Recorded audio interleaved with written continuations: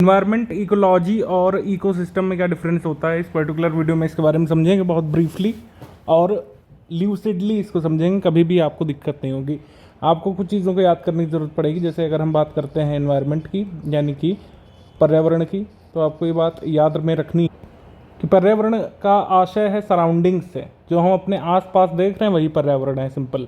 अगर आसपास वर्ड को ध्यान में रखेंगे तो कभी कंफ्यूज नहीं होंगे। जो भी आसपास देख रहे हैं सब पर्यावरण है, ठीक है। हमारी एनसीईआरटी बुक्स ने इसको काफ़ी अच्छी तरीके से दिखाया है। जैसे पर्यावरण के घटक क्या होते हैं, पर्यावरण के घटक हम इस पिक में देख पा रहे हैं। ये मानव है, ठीक है, जो कि जीवित जीव है, ठीक है। और कुछ यहाँ पर आपको दिख रहे होंगे non living features. Non living features जैसे कि आपका ये शिक्षा, धर्म, ठीक है, समुदाय ये बन रहा है। और अगर हम देखें कुछ स्मारक हैं, ये भी इन्वायरमेंट का पार्ट होते हैं हमारे, ठीक है। कल्चरल हेरिटेज इन्वायरमेंट से जोड़ करके हम पढ़ते हैं। उद्योग भी इन्वायरमेंट का पार्ट है। इन्वायरमेंट जो है कितने प्रकार का होता है, मानव निर्मित होता है, प्राकृतिक होता है, ठीक है। आजकल एक और टर्म जो है चर्चा में है, कल्चरल इन्वायरमेंट। कल्चरल इन्वायरमेंट भी एक प्रकार का होता है, क्योंकि हमारे एग्जाम में सवाल पूछते हैं कि कौन सा जो है इन्वायरमेंट का एक प्रकार नहीं है, तो कल्चरल इन्वायरमेंट भी इन्वायरमेंट का एक प्रकार होता है, ठीक है। तो इन्वायरमेंट मतलब जो भी आसपास है। आसपास क्या है, आसपास दो चीज़ें हैं, दो अवयव हैं। एक हैं जीवित और दूसरे हैं निर्जीव, यानी कि लिविंग और नॉन लिविंग। ये दो अवयव देखने को मिलेंगे एक साथ, तो इसका मतलब कि वहाँ पर पर्यावरण है, सिंपल। बात कर लेते हैं पारितंत्र यानी कि इकोसिस्टम की।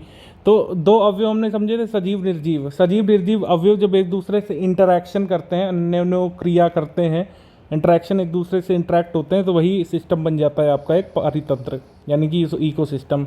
तो पारितंत्र में क्या इंक्लूडेड है, आसपास जो भी है वो तो इंक्लूडेड है ही। Surrounding plus interaction is equal to ecosystem, ठीक।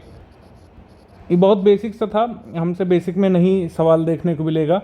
एग्जाम पूछेंगे कि इकोसिस्टम के प्रकार बता दो 2-4, तो कौन कौन सी इकोसिस्टम के प्रकार है हम पढ़ते रहते हैं। कोरल रीफ कई बार चर्चा में आता है। कोरल रीफ ये जो है ये आपका इकोसिस्टम का ही पार्ट है। आपका वेटलैंड ये इकोसिस्टम का ही पार्ट है, ठीक है। एक पॉन्ड यानी तालाब, तलैया, ये भी इकोसिस्टम का पार्ट है। एक आपका रिवर, ये भी एक इकोसिस्टम का पार्ट बन जाता है।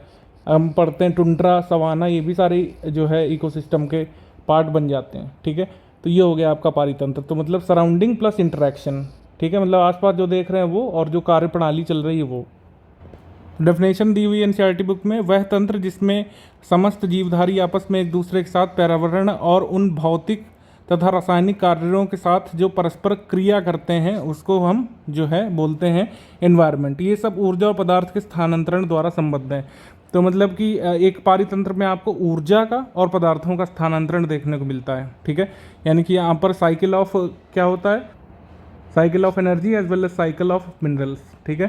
तो ये होता है आपका इकोसिस्टम। और इन्वायरमेंट की स्टडी को हम लोग इकोलॉजी बोल देते हैं, सिंपल। आई होप आपको समझ में आ गया होगा, ना समझ में आया तो बताइए।